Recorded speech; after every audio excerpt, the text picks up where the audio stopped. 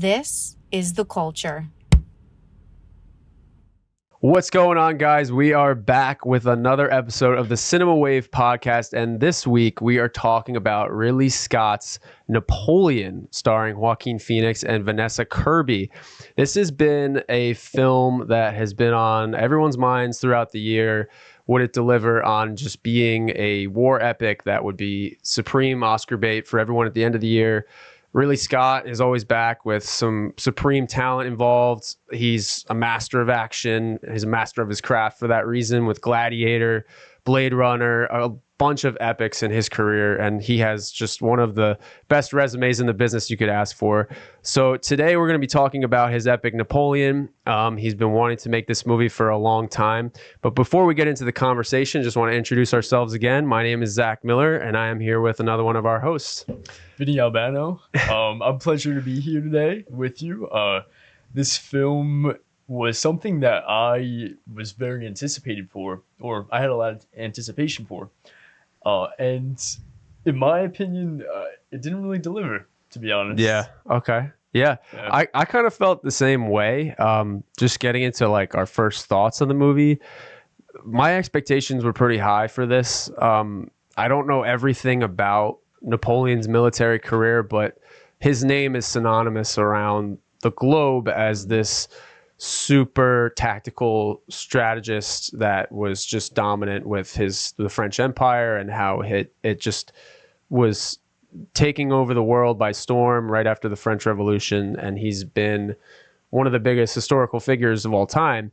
And when you have a director like Ridley Scott going in to direct something this big, of a person as interesting as Napoleon is, and then you add Joaquin Phoenix to the mix, I was definitely expecting a lot more points to be there.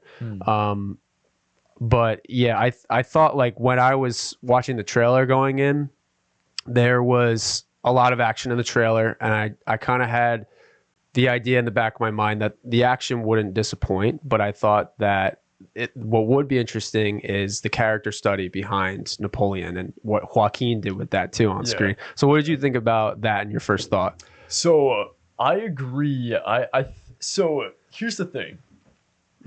Going into the film, I also, same way, I don't know much about Napoleon's history. However, I do know of the legacy that he has in the world we live in today. Like, I know we talked about it yesterday, I believe. Yeah. Or how no matter who you are, you know who Napoleon is. Yeah. And going into this, I wished we saw more of a focused character study, because in my opinion, it is Ridley Scott is going in the direction where we're trying to go into the character of Napoleon and study him, but it felt very unfocused for me.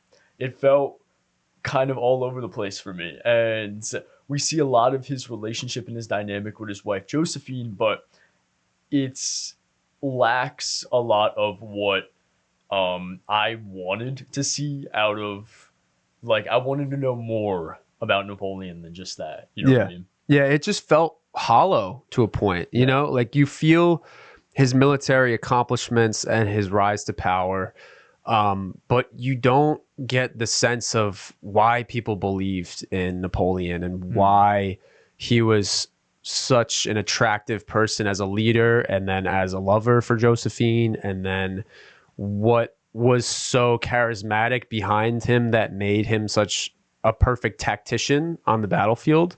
You see him lead his men into battle, and there are moments where he boosts morale, but it still felt like, the way that really Scott had approached it, what is so different about this person than any other soldier on the battlefield? So it felt as if we were just to fall in line and believe in Napoleon just because he's Napoleon, but we don't know why Napoleon was so great based off of this piece. And I think that was something that really was left bland in the making of it. So that was like definitely some of the miss that I felt. It just felt hollow, for like it lacked its identity apart from other war epics, where Napoleon it could have had such a compelling character piece along with all of his military accolades.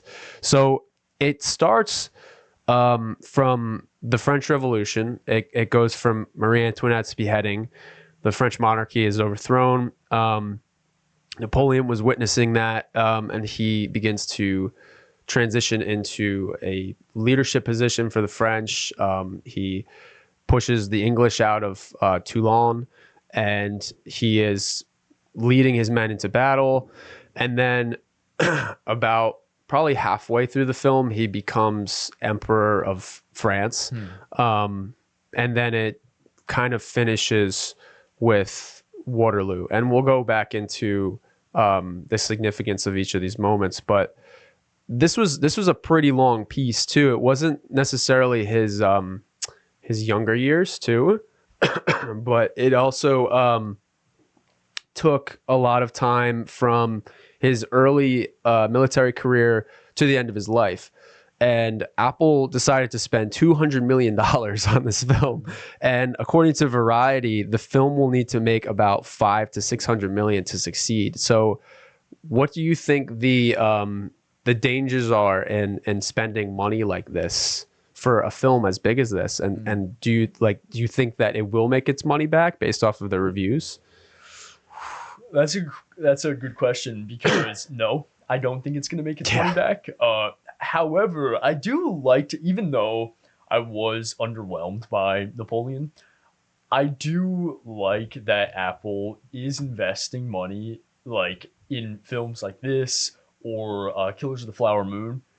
And we're seeing these really prolific directors get another chance at making their epics that they've always wanted to make. However, this one definitely it underwhelms, and I think as a result, it's not going to make the amount of money that it really needs to. Like you mentioned, how Variety's saying that it needs to make at least 600 million. Yeah. It's hard too though, because films like this, I feel, don't really garner as much attention as something like a franchise film.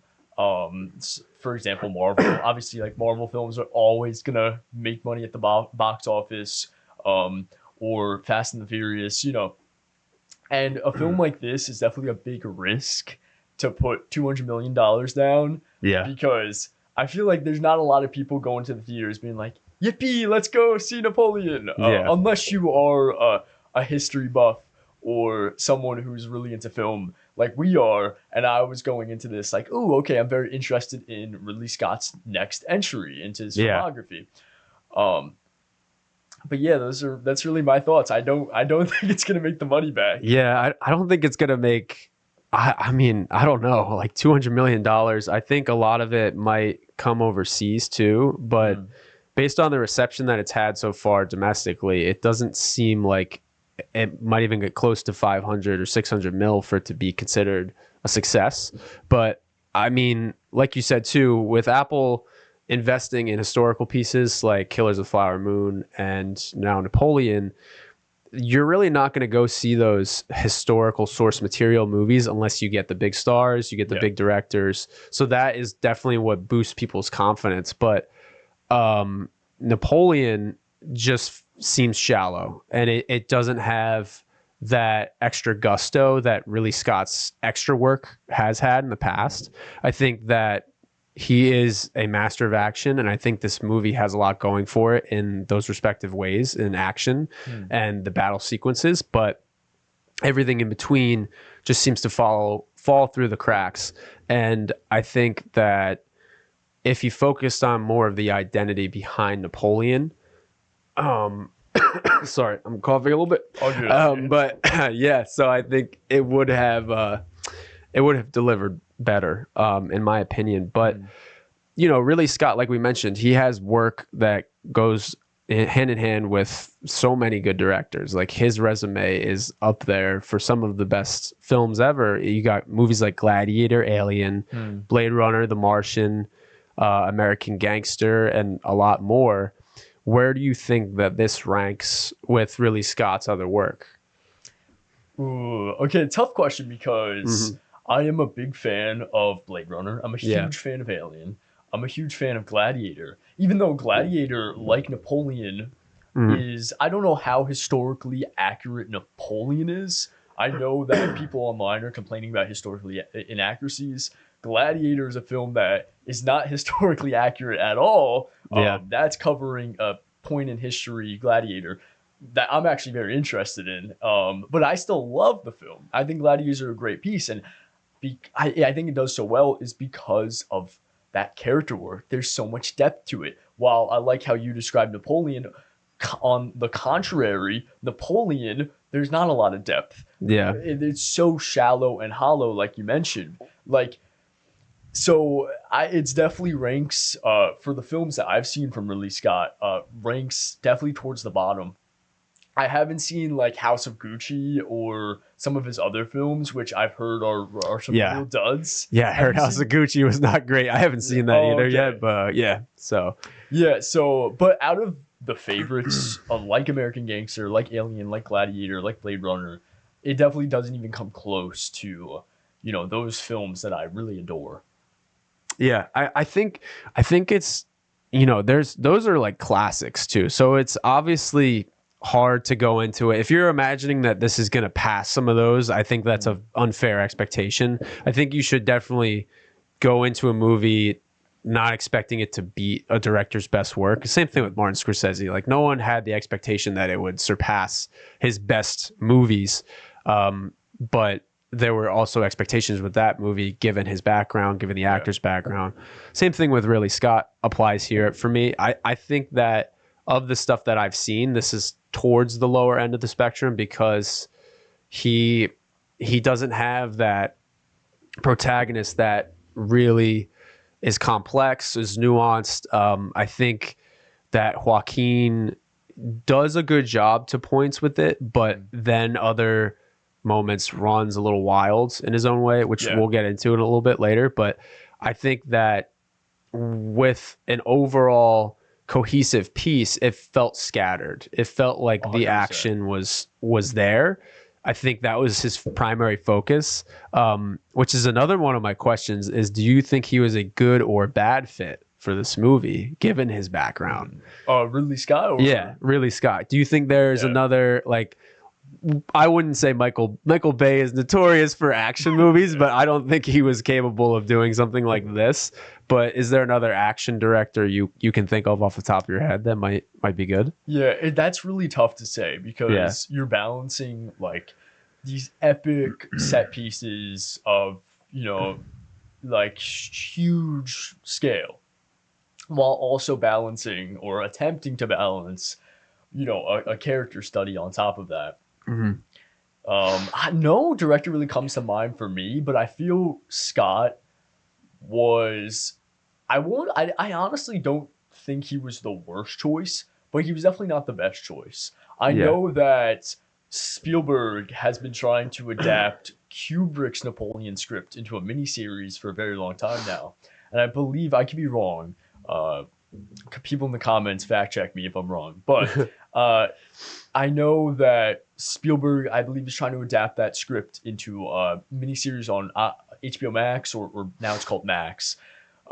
And I feel that is more appropriate if Spielberg is going to be directing that, or maybe if he's just going to be producing and he gets another director to direct that. I don't think Scott was just the perfect fit, because I also saw what Scott was saying online and in interviews, criticizing the critics, and kind of trying to like lash back. And it seems like he was going into this film trying to paint Napoleon.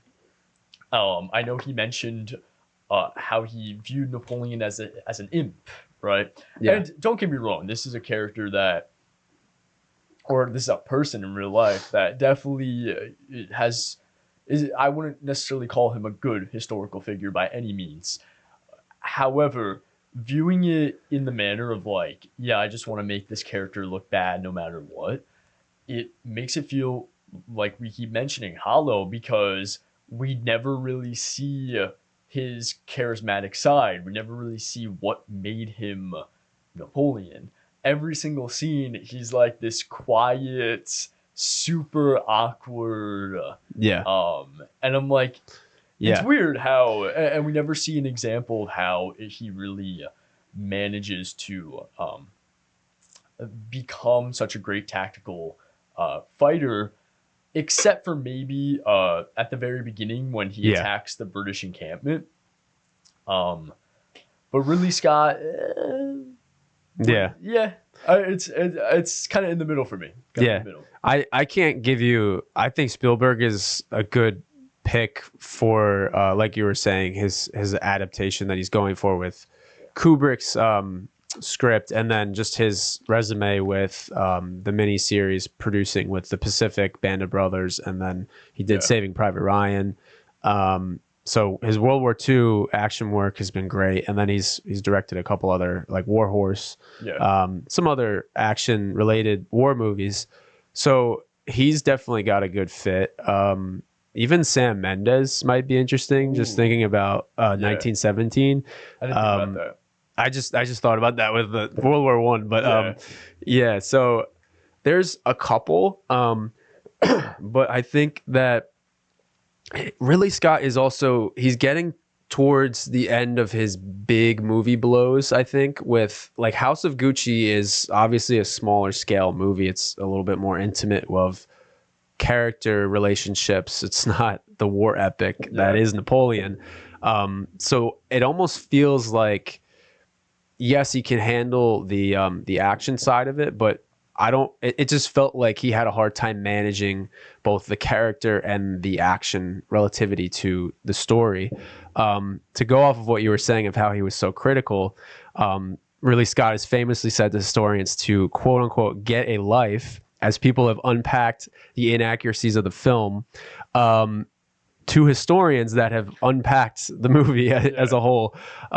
So another question I have for you is, does making a movie with this historical figure suffer with new material and twisting the facts a little bit? Is there a lot of stuff and expectations that you're trying to go see? I mean, there's obviously, we weren't in the room with Napoleon. This was hundreds of years ago. We don't have anyone that's still alive to give us firsthand accounts, but there is, like, you know, there's hundreds of novels that have been made about Napoleon as a war figure, the relationship between him and Josephine. Historians, in my mind, are like the first people that I would go to find out what is the most interesting part of the relationship to highlight in the movie. Yeah. So I feel like when you add a little bit of your own take, and I think, in my opinion, Scott added too much of his own spin, I think it suffers a little bit for the screenplay. So what do you think about that? Yeah, it's tough because I agree, but I also think, like I mentioned, with a film like Gladiator, I don't think you have to be historically accurate to make a film. It's just when you start to lose that balance of what you want to keep accurate and what you want to keep inaccurate. And I just kind of restating that, like, I don't think you need an entirely historically accurate film to be a good film. You know, there's plenty of films that are historically accurate and yet still bad films. Yes. Yeah. But I think, honestly, where it suffers with the inaccuracies and where the points where you can literally tell that this was definitely improvised or made up is the stuff with Josephine. I think the battle stuff, like you mentioned, the film and the filmmaking technique, especially behind the battle scenes, is amazing. We can't deny that. Like, the cinematography is beautiful, the set pieces are beautiful, like, those are incredible. It's really when we start focusing more on the intimacy of the character, and where there's some scenes where it just feels like, you know, okay, this was definitely made up. Yeah. You know? Yeah, I think the stuff that was made up, it just felt like it was being used as a spectacle. And I think that you're right with Gladiator, there is a better balance. There's a more tailored balance to that, you know, this character is pulled from history and there are fictitious events that happen. But in Gladiator, there was never a point where I was questioning, you know, did this really happen? Like, I'm sure that a lot of the emperor and the Roman politicians were based off of fact, but you can understand that it was going to be a historical fiction. But when you're going into a movie that is centered around one of the most historical figures in war history, at least, there's a lot of expectations that you want most of it to be true, given that there is so much material around it, and he is a very interesting person and character study as a whole. Yeah. So I felt like when he did add a lot of these improvisations, it was for a spectacle and it was for a visual appeal to people. There's an article by Screen Rant, and there's several specific things that were not true in Napoleon's story, according to them. There's like about 12 or 15 of them in the list, if you're interested in the article. But these are just a couple that I want to highlight. And they actually goes along with what you're saying about Josephine. There's one that says Napoleon did not charge into battle on horseback in his cavalry. So he wasn't on the battlefield with his men in the lines. There was no frozen lake at the Battle of Austerlitz, which is that one in the trailer, which is, a visual appeal. Yeah. His army never attacked the pyramids of Giza, which I thought was a little off-putting to me, because that was like, wow, that's such a historical monument now. Like, Yeah. did that ever happen? Yeah. That is one thing that I know there was a battle in Cairo, but Okay. it was like miles away from the Gotcha. pyramids. Like, wasn't even close to the pyramids. Okay. Yeah. So that's like, again, I just feel like that was, I guess it's going to play into his ego a little bit. Like, okay, I can do whatever I want, so I'm just going to shoot at the pyramids, if that's what Scott was going for. But it just felt a little untapped for me, I guess. But and then another thing that was really big for me was Napoleon did not slap Josephine in their divorce, nor did she want the divorce to happen. She unwillingly submitted to, well, I was reading the article. She unwillingly submitted that she had to go through with it because it's what he wanted. But that was like a moment in the movie that really shocked me, because from what we gather is that Josephine and Napoleon were star-crossed lovers, and that they were maddeningly in love, and they had so much chemistry together. So when most of their relationship felt like friction, that really took me out of it too. And then another one that someone wrote was Napoleon did not quote unquote come from nothing and conquer everything, as the tagline suggests. He was actually born into nobility in Corsica, Italy. So I thought that was also interesting, that they made it out as if he came from poverty and rose to be emperor of France. Yeah. But yeah, going back to what you were saying, do you think that some of these elements took you out of it at all? And did you stop for a minute and say, hey, wait a minute, did this happen? And then you kind of got lost in it at all? I feel like for me, I didn't really get lost or taken out of it per se, for the most part, because I kind of already knew going into it that Scott he wasn't going to care about historical accuracies. However, like I mentioned, I feel like there were moments, how I said it doesn't take me out of the film too much, but there was just very, very, like, maybe one or two moments where it did take me out of the film. And that was just with the stuff with Josephine, like how I mentioned before, like the real intimacy of the character and where the heart of the film is trying to be. There was a few scenes that just felt, like I mentioned, like, I don't believe that. I just don't believe that happened. I think that, like, every time they were in the room together, he definitely felt very full of himself, and there was like a reserved, egotistical side that he was trying to show, that, I'm Napoleon and you have to follow me just as everyone else is following me. And then there was the one line that she said, like, you would be nothing without me. But then the rest of the movie, she kind of just trails off into bending at his every will. So I was kind of waiting for her to get this inspired nature behind her and be super independent. And she does go down trails where she spites him by having affairs and just being in the papers, and definitely bothering him and not writing him as much, but it didn't feel like she found her own identity after something so harsh of a line like that of "you would be nothing without me."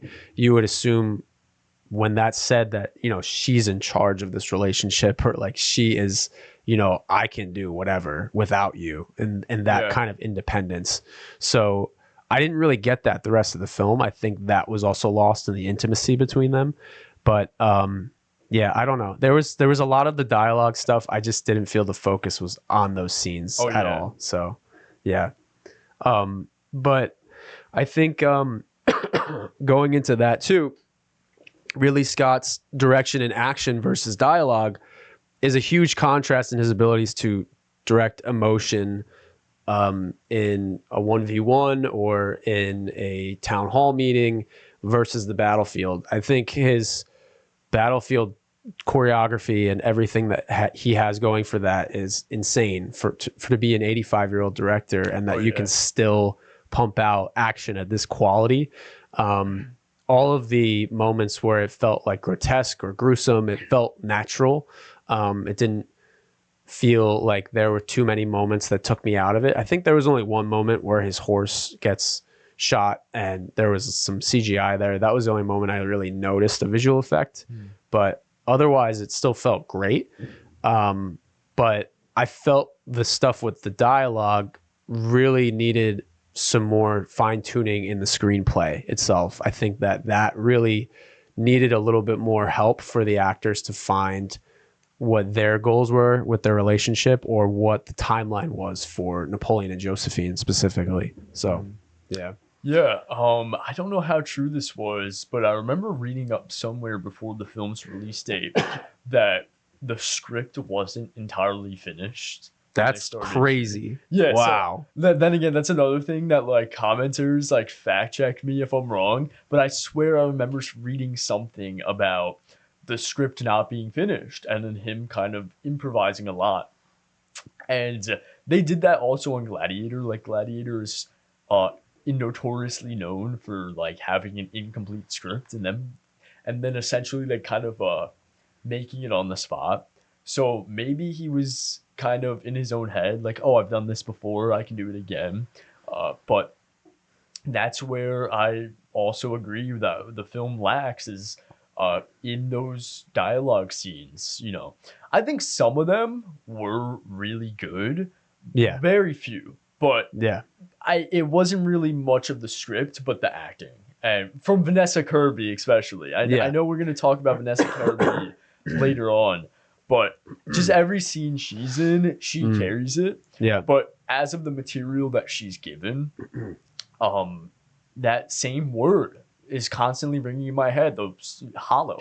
Yeah. Like you mentioned, like it felt hollow. Like if every scene just made me desire more. Like I wanted more. I just wanted, like, it was like they were this close and like, you know, like, like something is just not hitting me well. Yeah. Like I just kept on trying to grab on and want more, and yet they weren't giving it to me.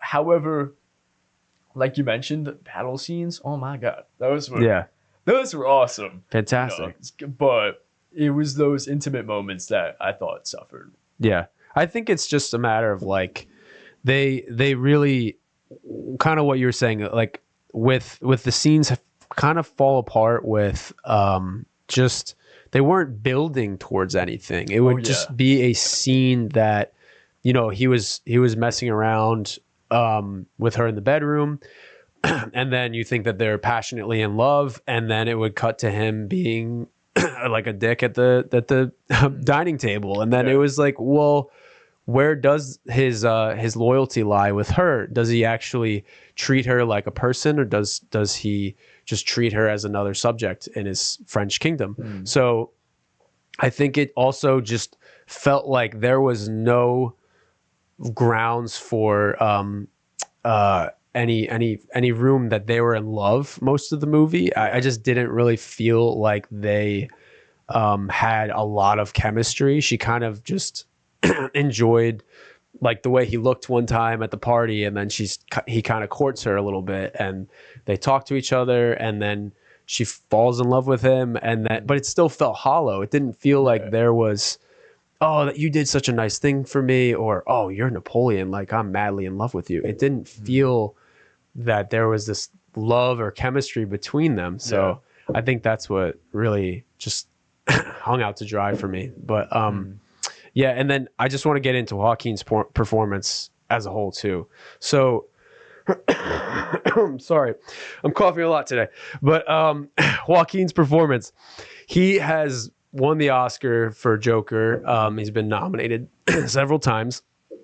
And I think that in this movie, it was definitely Oscar bait. I think that when you hear Joaquin Phoenix is going to play one of the most prolific generals in history, that you're assuming he might be up for an Academy Award. But I thought that for me, there are times that he is very good. He is very good, and he's commanding his presence on screen very well. But there are several times that he rambles and he starts mumbling and he does these silly movements that just take you out of it. And I remember there was one scene where he's literally, I think he just got done with making love to Josephine and he just starts going like, I was like, dude, what is happening?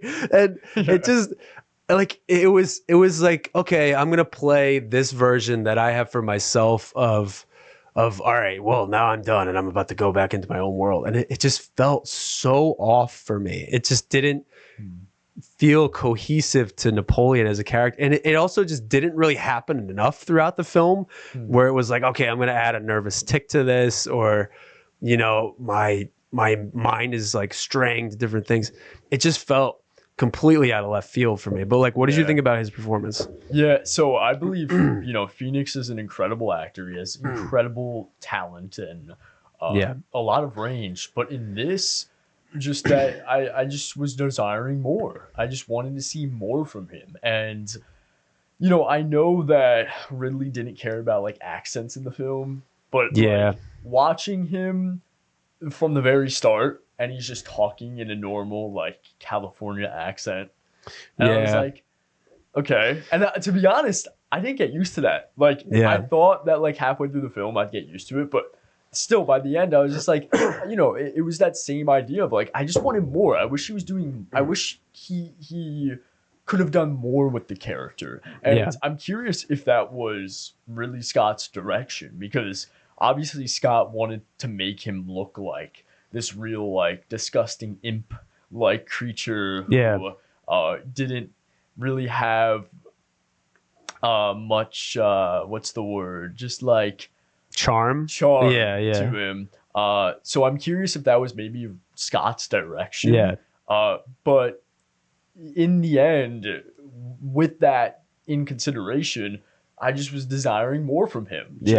Like from the lack of not really doing anything with the accent, or just like how you mentioned, how he's just doing like weird things throughout the movie. He seems like kind of like the meme where it's like mom tells you to play with the neighbor's kids and the neighbor's kids are like hella weird. That's what it reminds me of. Like, he's like the weird neighbor kid. I will say though, the two sex scenes were the funniest. Oh my gosh, that caught me so off. There was literally, okay, so the first time it happens, I know exactly what you're talking about. So there is a scene where I think his politicians are talking to him or something, and it's just a regular dialogue scene, and then it cuts directly to him just it was like, I mean, I'm sorry for being graphic, but like he's just from behind, like with her, and he's just like oh my gosh, it was like built up rage. I was like, dude, what are you doing? And I literally hear several people in the audience go, oh my goodness. Like he's just going He was like a too hard. Chihuahua. Yeah, it was animalistic. Like it did feel animalistic. So I don't know if that was the intention either, because it did feel entirely degrading to Josephine. And okay, you're on my time now, and then I'm gonna do this however way I like it, and then we're gonna go our separate ways. I got things to do, and that's kind of the way that came off to me, but it was so jarring the way that it came off. And it felt like the juxtaposition of those scenes did not work for me. Yeah. And like, I don't even think that, I think another reason was just what we were talking about with the build. There wasn't a build of, okay, he had a bad day at work. He had a bad day talking to his politicians, and then he's taking it out on her at home. You know, it didn't feel like something of that nature. So to go along with what you're saying, I just felt like Ridley Scott needed to control his improvisations at points. And the biggest thing too was the Vanessa Kirby scene where they're getting the divorce and he slaps her. I was after I read that it didn't happen, I was really hoping that it wasn't just an improvisation, because it was very shocking in the moment. So, you know, I'm really just hoping that he didn't say, okay, I'm going to slap this woman because that's just what Napoleon would do. And that's just the egotism that he carries. Like, okay, you're going to do this for France. Like, that didn't feel right to me because of what we know of Josephine and Napoleon, but you know, they went in a different direction with that. So yeah, I will say, although that scene, the divorce scene, was very dramatic. I bring up the sex scene because it feels very like comical almost. You know, like, it did, unfortunately. Like him, like his performance in that scene was very comical. And that brings me back to like, was his silly movements and random mumbling and like, it may be Phoenix's idea or Scott's idea? Was it meant to be like almost satirical of Napoleon as a historical figure, like a comedic, like, oh, look how, you know, look at this little weird little guy, like. So I'm curious because like they never really like take a strong point in the film where like, this is almost like a comedic viewpoint of Napoleon, or is it like, you get what I'm trying to say? It was just, I guess one might make a conclusion that, you know, okay, he's such a big force and momentous person to the French public eye, but he can't even satisfy his wife, and then he couldn't even bear children with her too. So that was another part of the film. Maybe they were trying to tap into that, but because I mean, in those sex scenes, he did seem like he was trying super hard, and it wasn't working for her, obviously. Like if you were to unpack it, she didn't seem like she was feeling the correct feelings that obviously you should have a husband and wife in that situation, I guess. But so maybe they're trying to do that, as he couldn't fulfill that as a husband.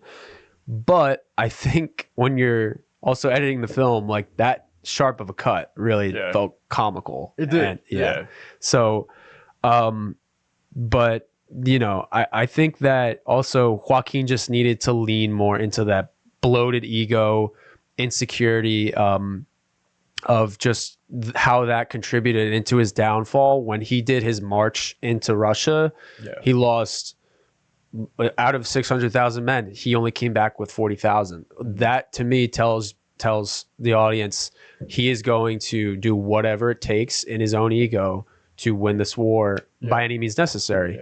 So what does that look like on the inner workings of Napoleon? And that's kind of what I wanted to see too, of just like, what were the lengths that he was willing to go? Because I did see him like chasing down the Russian army at points, and I thought that was ego driven, but I didn't get the obsession of world conquest, which is another big part of Napoleon. Is how much land did Napoleon own in his time? Like, that's also talked about a lot, is what was his equivalence to the Roman Empire? He was one of the world empire owners of that time and period. So how does that affect someone's psychosis, and why is his obsession with power and land so big? And I didn't get any of that through his performance. So I kind of wanted to see that, and what that would tap into his military strategy. It does a little bit towards the end in Waterloo, where he's just saying, oh, I can take on the world's forces against everyone. But I don't know. Yeah. What are your more thoughts on Joaquin? That's honestly that's really everything for me.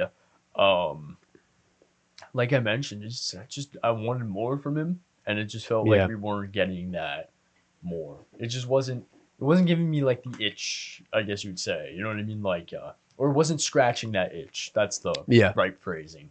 Okay. I just kept on being like, okay, this is fine. But there Yeah. could have been so much There's got to be more to it. Yeah. yeah. Exactly. Maybe some missed opportunity, some missed potential there. Yeah. Um, I agree. but yeah, that's all. But contrary to that, his co-lead Vanessa Kirby, we really liked what she did with her screen time. Oh yeah. And I thought that there is a lot that she had going for herself in the film. I think she does a lot by doing less. I think she's very good at subtlety and this very stoic, elegant approach to Josephine. And I've seen her in Mission Impossible too. She's great at not being this brute force, but just being empowering with her persona and the way that she carries herself. Yeah. And just the way that she looks at people is very expressive and domineering. So I think she has a lot of potential for so many other roles too down the line. But yeah, I think that she was, in my opinion, the best part of the movie, along with the action sequences. So what did you think about Josephine? No, I 100% agree. No hate to Vanessa Kirby. Yeah. Like, I loved her the entire film. No matter what material she was given, you could tell she was passionate about it, and she was doing the best she could with that material. Yeah. I've seen her in the action films. She was in like Fast and Furious, I saw. And you mentioned she was in the newest Mission Impossible, right? Yeah. Yeah, I saw both of those. To be honest, I do not remember the Mission Impossible because I was... They all kind of blur together. Yeah. But anyhow, those are like... she really stood... as a intimidating force in those films. But in this, we really see her range as an actor. Yeah. Which I've never seen any of her other films that she was casted in other than those two. But in this is my first exposure to her as like, wow, she has some incredible variety and range as an actor that I just did not know about. And I really loved it. Like, she just took it away. There was so much expression in her, and so much you could feel so much hurt in her when the character of Josephine was hurt. Just scenes that I can only imagine how hard it was to an actor to get to that point. We mentioned the divorce scene, which is very dramatic, and although it seemed to be not historically accurate, her as an actor taking that slap and embodying Josephine's character and how when she's reading the letter, I love when she was like, oops, sorry. She's like crying. Yeah. But then she's also reading this letter and she's like chuckling to herself. And she's like, because they're not her words. Yeah. Those little micro expressions, oh my God. Those were that's what sold me. If she's not awarded for Best Supporting Actress, I really hope she at least gets the nomination. Yeah. Because I think she carried the film, in my opinion. I think she carried it. Yeah, as an actor, I think she definitely carried the film. I hope she gets a nomination too. It might be a tough year to win it, but I think that she'll definitely get a supporting nom. But yeah, that is a good point. When she had took the slap, and at that point she was on paper getting divorced from him, so her relationship was on paper cut off, and then once she gets slapped, she's like emotionally completely cut off. Like she's like, I can't do this anymore, period. There is nothing more to love about this person.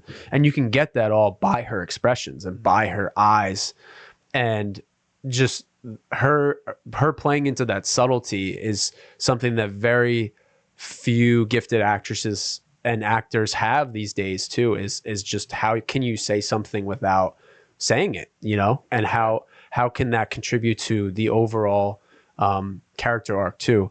So I felt like her arc too as a character was more polished and more refined than Joaquin's, just because it felt like he came from nothing, and then he just had this ego all of a sudden, and then, all right, I'm going to take on the world by storm, and then he loses it. So it just, his arc felt very swift and then dropped off, and then hers just kind of had a nice, well-rounded out piece, I thought, for what they did with that. But yeah, you know, I just going back to what we do know of Josephine and Napoleon, I did assume that they were star-crossed lovers and that they were meant to be together and that they were madly in love. But the way that Ridley Scott went with this relationship, it was more about Napoleon just dominating the room with anyone who was around him. So I think that's just what they decided to do. But another topic I wanted to talk about was that there is a 4-hour director's cut that will be released on Apple when this leaves theaters, or probably like halfway. Do you think that the 4-hour cut will be more effective? Is it worth the watch to everybody? And in the current theatrical cut, were there moments that you would omit completely? Was there anything that you felt was boring or just unpacked? Yeah. So this is a really, really good question, because in my opinion, just starting from the beginning and summing up everything we've said thus far, the film on a technical level, it has an extraordinary example of filmmaking technique. The cinematography is beautiful, production design is beautiful, costuming, you know what I mean? On a technical level, it's really well done. Those action scenes are incredibly choreographed and incredibly well done. However, that honestly the biggest problem that we have yet to mention, at least for me, I have yet to mention, is the pacing. I thought the pacing of the film was god awful. I thought it was like, we're going, and I understand that this is a lot to unpack. Like, you're taking a huge chunk of history and trying to pack it into a 2.5-hour runtime. Yeah. And I think that's where the film begins to falter, because I honestly thought they were going to start later in Napoleon's life, and he was already like well established as emperor, but they start before that. Yeah. So there's a lot more to pack into it. And because of that, I felt this constant like gas brake motion with the film. It was like going super fast at moments, and then just like we get hit and it's super just slows down. Yeah. And then we go, oh my God, we're going fast explosive action again, and then back right to it. Yeah, and I saw it with a friend of mine, John, who was more knowledge on the historical accuracy of Napoleon as a figure. Okay. And those moments where, like, for example, when he loses his soldiers in Russia, and because of that, he's exiled for over 300 days. That whole thing happens in like a minute. And it's like, wow, that's a very significant. That was huge. Yeah. Huge. Like, and him on that rock, and we don't get any insight into Napoleon and how he felt being exiled for so long. Besides that one voiceover of him reading the letter where he's like, "Oh, I've been on this rock for 300 days, and I feel, empty." Which is a long time for a former emperor. Like that's gonna affect you in some way. Yeah. Exactly. And I was like, whoa, we just went really fast through like a big significant point in time. Yeah. So is a 4-hour director's cut going to help though?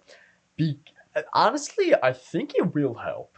Yeah. Because I've yet to watch Ridley Scott's director cut of Gladiator and his other director's cut. But I've always heard that the constant common consensus is that it's better. Yeah, Scott's director's cuts are usually always better. Which so I'm interested because, like I mentioned, there's a lot here, and it seems like they were cutting a lot out.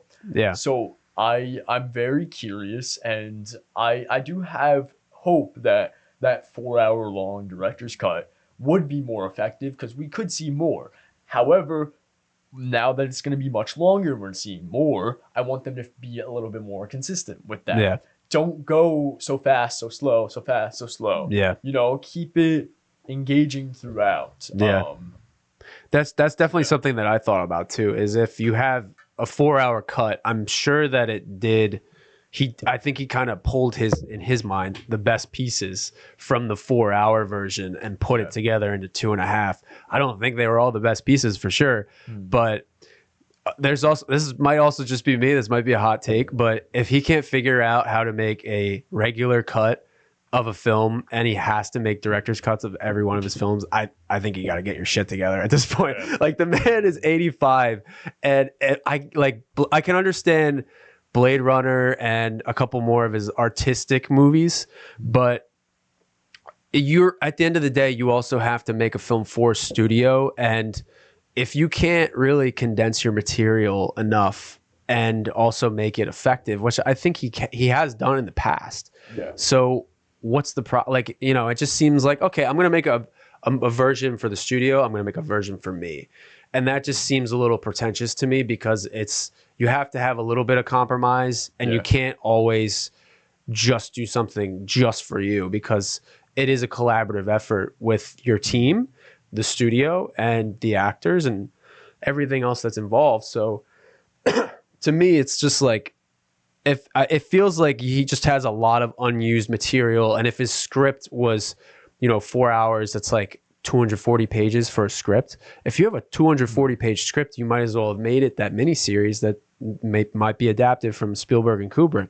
Yeah. So also, if you do have 4 hours of just anything, that to me screams miniseries more than a movie. Yeah. And I think Napoleon, if he did make it into a miniseries, I wouldn't have been mad. I just think that if there's that much material you have, it doesn't make sense in my mind to make it into one movie unless you put out that 4 hour movie. Like, there are 4 hour movies, but then just put it out. I don't know. Yeah. So maybe that was a studio decision, but I think that if everything is a director's cut for him, I think that's just like, okay, I'm going to make Ridley's movie. I'm going to make the studio's movie. So that's just what I got from that. But what do you think about that? You already talked about it. But I agree. I think it's hard though, because that's the challenges as a filmmaker, working with a big budget and working with a big studio and, following their guidelines. Yeah. It's hard because then we go back to that question of like making the money back. Yeah. Because if they did just release a 4 hour cut, it wouldn't have made money. Just right. People see that and they're like, yeah, no, we're not seeing that. Let alone like this is gonna garner more of an older crowd, because I feel like more older people feel more interested to go see a film like this. And then having a 4 hour runtime on top of that, if they were to release just the director's cut right into theaters, that would have totally tanked at the box office, in my opinion.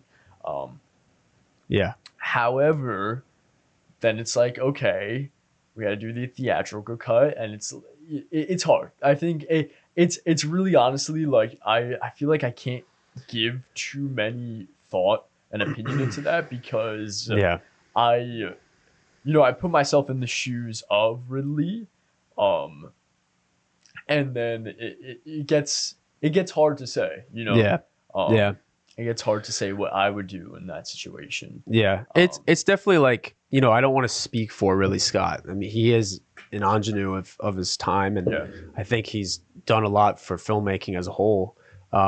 So he is a technical genius in a lot of areas. I just think when it comes to refining some of your material, it's hard to get a studio to put out some of that director's cut things. And I think another good example of it, which is almost a similar comparison, is the 3 Lord of the Rings movies are almost 3 hours each. And there are extended versions of that. And I've watched both of them. And the extended ones, there are a lot of scenes that are pulled from those books and stuff, but they don't necessarily push the movie forward. It's just acknowledgments and people were here at this moment in this time. There are scenes with conversations. So I think when those theatrical cuts went out, it did feel very fluid and cohesive. I think with this Napoleon 2.5 hour theatrical cut, it doesn't feel the same way. The pacing is off. I feel like the performances, there's a lot of improv. It doesn't feel polished. It doesn't feel refined. So I do have reservations about the 4 hour cut, but it might help. Maybe he did just scatter Joaquin's performance in the 2.5 hour cut. It's very possible. I think I'll give it some time before I watch the 4 hour cut, but I'm interested because I do think he does have good director's cuts. I just think that you have to, at the end of the day, sometimes dial it back and make it for the studio without sacrificing too much of your vision. True. But before we wrap up, I did want to highlight too the critical reception of the movie. It's not doing well.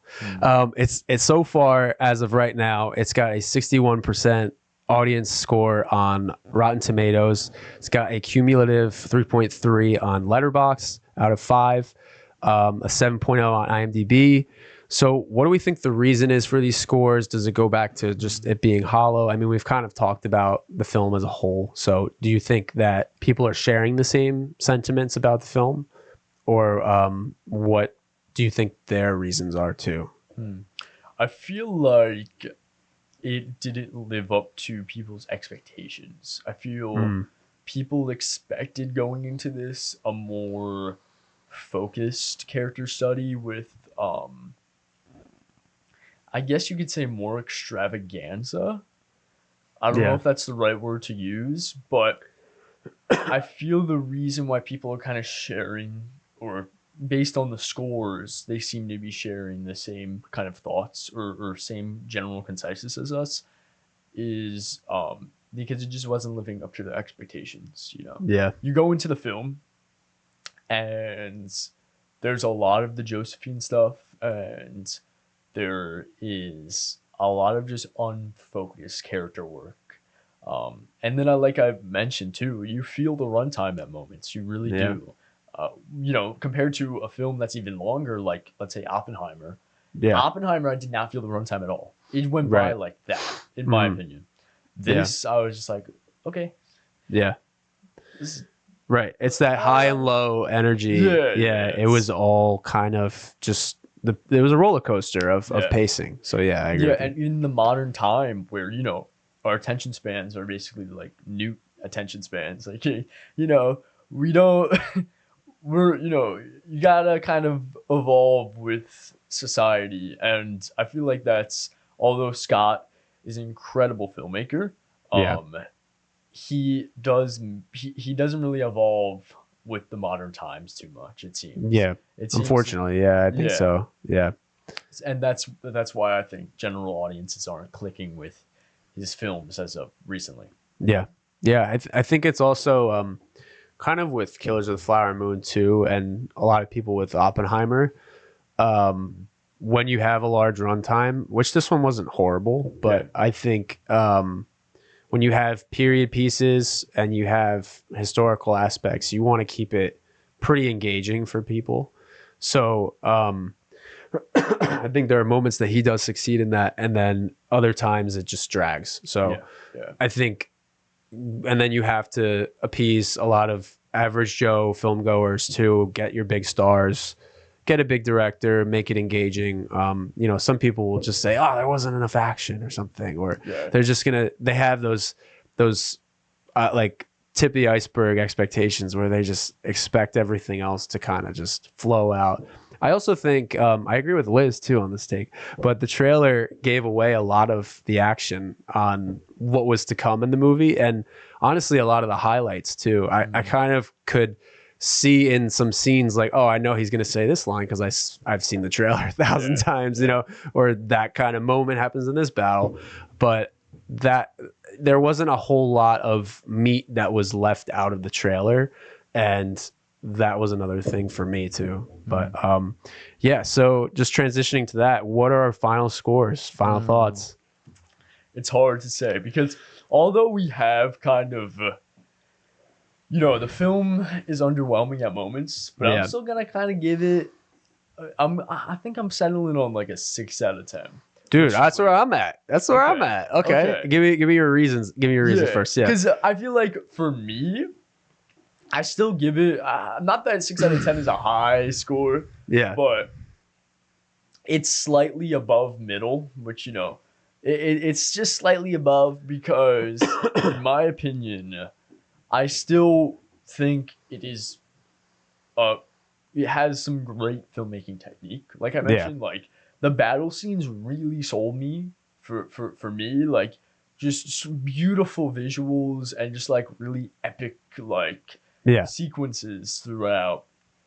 And with the costume and the production design and the cinematography, which as a director of photography, I was like, "Ooh, this is nice." Like Yeah. when they burnt Moscow down and you Oh, get that those was cool. shots. Woo, Yeah. those are some they're nice shots. I like Mhm. those. I like those. Like I'm kind of viewing it as a filmmaker myself. Like I ate up those real like film technical elements. But I lose 4 points from being a 10, obviously, from just the character point. That's really where it loses it for me, just like the character stuff and the pacing and the pacing. But other Yeah. than that, like I liked seeing the production design and Yeah. the costumes and the cinematography. Too much to give it anything lower than a 6. Yeah. So Yeah, I thought it was a very well made film outside of the screenplay and the acting, which, at its core are honestly some of the most important pieces. So I just felt like if they workshopped the structure of it, that it could have been more engaging. And I think yeah. it could have taken this film to the next level. I liked the action stuff, like we were saying. Ridley Scott is one of the last great directors to just include large scale battle sequences and having hundreds of extras in the background, or just having a full battlefield, just a lot of massive set pieces, massive budget productions.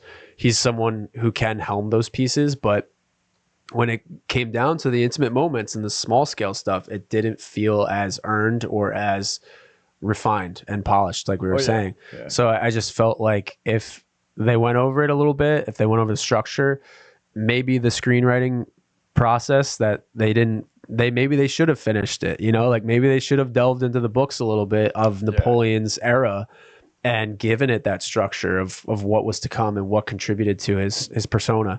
So I think if they did a little bit more homework on it and they made more drafts and reorganize the structure of it, which could also possibly happen in the 4-hour cut. It would have been better. So that was just for me, and I'm also 6 out of 10. But yeah, Okay. yeah, same thing. So do you have any other final thoughts on it? Not really. I think overall, just I was just desiring more from the film. Yeah. And I think for audiences who are watching this, that we dived pretty deep into spoilers, but Yeah, if there is an audience out there that has yet to watch it and they didn't really care about spoilers and they want to see the film, I think the film really depends who you are, because I can see people coming out of this and enjoying it more than us. yeah, Because there are elements to like. yeah, But at the end of the day, like you said, feels unpolished at moments, and it had me desiring more. I wanted more. I know I sound like a broken record. I keep repeating the same shit. Want more? Yeah, Yeah. So yeah, that's it. That's all my thoughts. Yeah. So yeah. I was I agree with what you're saying too, and this was a big Oscar potential front runner for me when I was hearing about it, the build up and the hype behind it. Seeing the trailers look pretty good. So I was a little disappointed that it might not have the hype come award season. I think it will earn some nominations here and there. Production design, costuming. Vanessa Kirby will likely get one. Other technical awards, I don't think I think it could have earned a lot more if it was a bit worked on. But yeah, that's just kind of wrapping it up for me. But yeah, so I think that's going to do it for us. But this is our review of Napoleon. If you haven't seen it already, it is going to be in theaters for a bit, most likely all of the winter, and then it will be on Apple for streaming. This is another episode of the Cinema Wave podcast. Be sure to like and subscribe our page on YouTube, Spotify, Apple Music. We're on Instagram. We just passed 700 followers. Big achievement. Let's go. So we're really hyped about that. And Culture Wave is still building up a lot of rapport. And we have a lot of guests slated to come in soon. A lot more content coming your way. But just signing off, I'm Zach Miller. And I'm Vinny Albano. And we'll see you next time on the Cinema Wave podcast.